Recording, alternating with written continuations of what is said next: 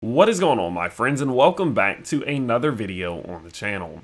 Well, in today's video, we are covering Polygon Matic as its price is in an absolutely crucial moment right now that I do believe has many implications on whether or not we may see a crash of up to 40 to 35%. So with that said, of course, let's go ahead and let's get straight into it. So covering Polygon Matic recently, we've been talking about the idea that we absolutely want to find some support around this 60 to 65 cent level. Now the reason being is due to a couple reasons, but most specifically is going to be first and foremost the lacking of liquidity between 60 cents to about 55 cents and between 55 cents down to 44 cents. This area right here, as we cleared it, as we entered into it the first time, we did see a bit of rejection and establishment of, resistance here.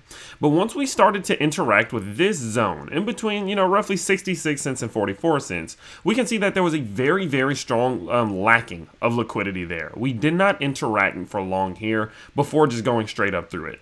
Now, the issue with that is that just like we go up straight through levels, we have a tendency to go straight down through those levels, right? I know we did establish some key levels of support, throughout this run up here, but say even on this first move to the upside, there was not much going on here, just like there was not much going on here, okay? And so one of the biggest threats that there is right now is that if we lose this key point of support in which we had recently established around 65 to 66 cents, we can expect a push towards, 55 cents first and foremost, but then even further down to 45 cents if this level does not hold here, right? So first and foremost, of course, we have the lacking of liquidity in this zone. Now, this zone in itself is absolutely crucial, and that's something I've been highlighting a lot recently, but we are in the one level that could provide us with macro support to bounce us back up towards $1 and even back up to possibly $1.40, $1.50. This zone is the 618 to 786 macro Fibonacci retracement zone. What this is going to be, if you go and draw your Fibonacci, here I'll do it live with you. If we draw our Fibonacci from the lows we put in on this swing low down here, boom, to this pull to the upside right up there, one thing you can see is that it gives us this zone between 66 cents and 64 cents. Now, this is going to be called your Fibonacci retracement golden zone. This is basically going to be the point in which if you are going to bounce to the upside in a strong way, it is going to happen off of this zone. That's just how this thing works, right? If we simply just look at the last time, right? If we just look at this big move here from point A to point B, right? In which we go and we draw that Fibonacci there. Boom, sure. Where did we bounce off of? We went up, we came down. Where was the zone that we bounced off of? The 618 to 786 box, and continued towards the upside. Even if you track this move right here, let's go ahead and zoom in a little bit, right? Let's go ahead, we're gonna draw our swing low up to swing high, and look what happened. We came down, we bounced off of it. We came down, we bounced off of it. We came down, we bounced. But the moment we lost that 786 level, all hell broke loose. And we just jumped down to the bottom side, right? So Matic has clearly shown that on the zoomed out time frames, this zone is extremely important. So what ends up usually happening is that if we start to get this bounce within this level and we lose the structure that we're about to zoom into right now, there is a strong chance we do start to pull towards the bottom side of this zone because of, one, the lacking of liquidity in this area, but two, the fact that this is our key support level and this is our key support level. And when we usually lose the 618, we then usually will come towards the 786. You can clearly see here that there's a strong chance we do start pulling towards the downside, which again does look like us falling from this point up to another 30 to 35%. So let's talk about in the macros. Let's talk about if this seems likely, if we have any reason to start to bounce towards the upside, and then I'm going to tell you guys how to identify if we're bouncing to the upside by zooming in on this little triangle that we have going on right now and talking about some confirmations that'll let us know, hey, we might be getting a bounce, or hey, we're crashing, time to go short. So looking at this thing in terms of the RSI, that's one of my favorite indicators in terms of just average momentum. One thing we can see is that it is extremely extended towards the bottom side. Now you can see that as Matic did enter into, creating this weekly RSI here, it started very high, obviously, as when it first came out, it just absolutely took off. And, from there, it started to try to find these lows and establish some type of structure that'll give us reference to, the future, okay, or in the future. And as we can see, as we have come down to put in what is now the lower low down here, boom, we are starting to match that energy, of course, on the RSI as we are putting in that lower low. So everything is moving quite healthily with the RSI. But personally speaking, I do believe since it is finally making that first drive towards the downside, that quote-unquote oversold territory could trigger a lot of traders to be willing to go in on Matic if the market does allow. Remember, this market and Matic itself, Matic's not going to move without Bitcoin. Bitcoin has to go up at this point for Matic to do so. So if Bitcoin starts to go up, I think this oversold reading on Matic definitely could influence a lot of people to say, well, it seems as if it's at a discount. We can also see that Matic has completely plunged into bearish territory here, but as we do start to kind of even out at this point, you can see these red candles are starting to flatten, and usually once they do that, they'll start to flatten, and then we start to see the light pink candles, and then the light pink candles usually start to work our way back into bullish territory. So we are seeing the slope of this bearishness decreasing, which means momentum is clearly starting to change in relation to what we saw here, right? We're starting to kind of flatten and consolidate a bit.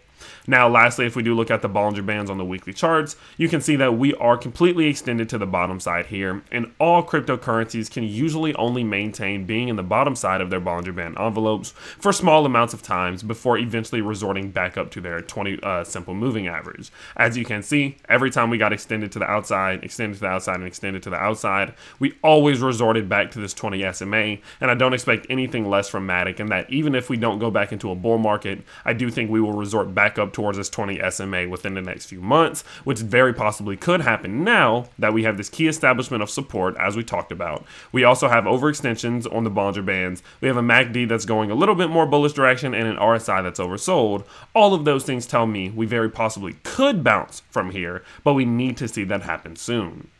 Now, zooming in on this thing in the short term, one thing we can see is that we have a very, very clear level of structure right now, okay? This is a very easy thing to track, and I absolutely would not be buying while we are in it, okay? So acknowledging the fact that we are at the risk of seeing a pull to the downside of, 30 to 35% at the loss of this key level of support here, I'm definitely not in a position where I'm comfortable to be buying, especially considering the fact that this does seem a little bit reminiscent and, pretty similar to what we would call a bullish pennant, in which you have or a bearish pennant, a bearish pennant here, in which you see the pull to the downside, it's usually pretty steep slope there. Then we go into something of a symmetrical triangle, or sometimes even an ascending triangle for bearish pennants. And then we will see that continuation to the downside, as this does usually act as that, reaccumulation for the bulls just to get trapped again, and liquidated towards the downside here. So there are many a times in which we will see this exact structure break towards the downside. Now, does that mean that it has to happen? No. Does that mean that it's going to happen? No. But it is something that we need to be aware of, is the fact that simply we have a key reason to break down 30% to the bottom side here, just simply due to the fact that we're in our overall macro Fibonacci's here. You mix that in with the fact that this is typically a bearish continuation pattern. Buying in these levels right now is extremely risky.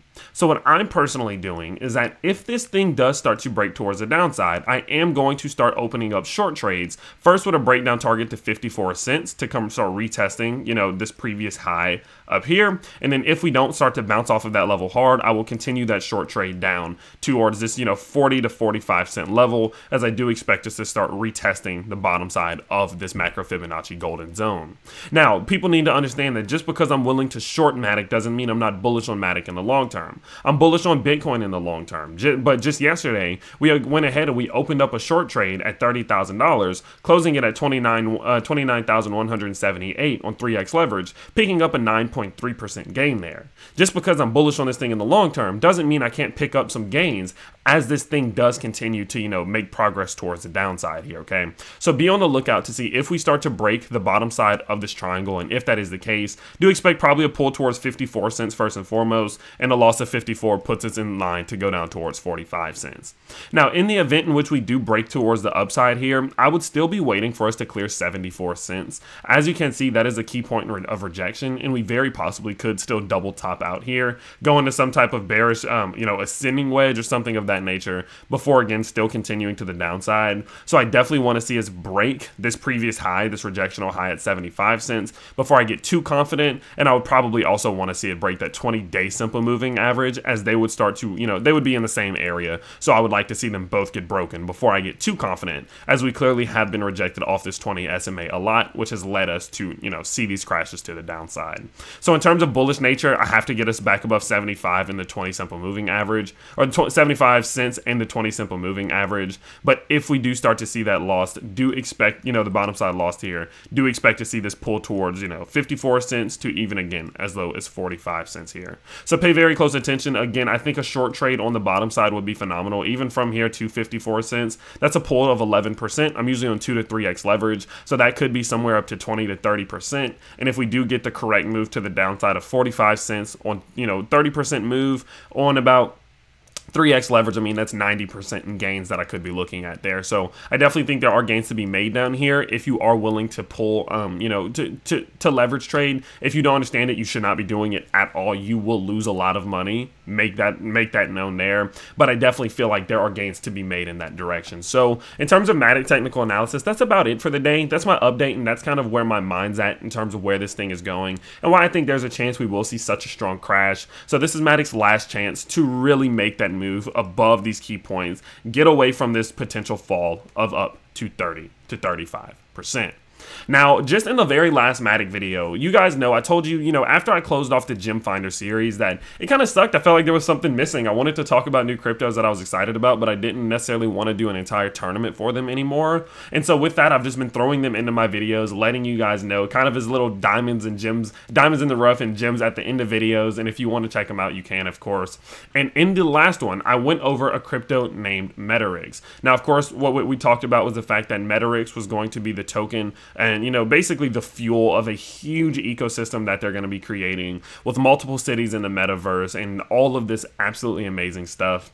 But we actually did go ahead and get an announcement in the Metarix official announcement channel that they're going to be going forward and even further developing this thing and starting to work on their own blockchain. Now, this does come off the back of this big announcement that we saw on Yahoo and financialcapital.com, in which they said that the Metarix is a smart contract platform built on its own layer 2 blockchain experienced, but not limited to, in its metaverse. The project is in the early stages of currently building its blockchain, followed by metaverse, DEX, NFT marketplace, SDK service, Web 3.0 platform, P2 play to earn game, and the other stage 1 production attractions and experiences. So we can see that even the developments are just coming out more and more now, and the fact that they are now in the process, as we did get from the announcement, of building their own blockchain, I think it's going to be an absolutely huge step in just separating themselves from the pack. And that is one of the reasons why I told you guys that I personally was going to be taking a part in the pre-sale. I have taken a part in the pre-sale. This is one that I think has a lot of potential personally. And so, of course, for that reason, I will continue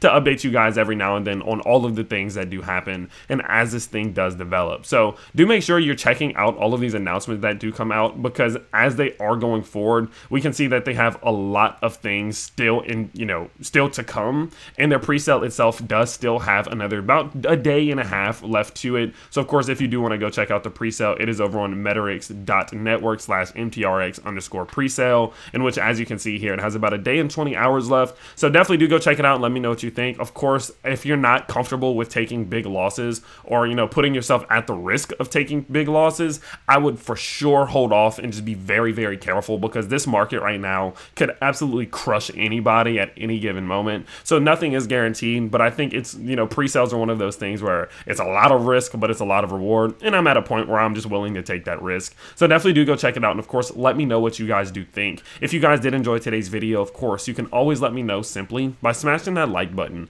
and subscribing to the channel if you are new. And I will see you all next time. Peace.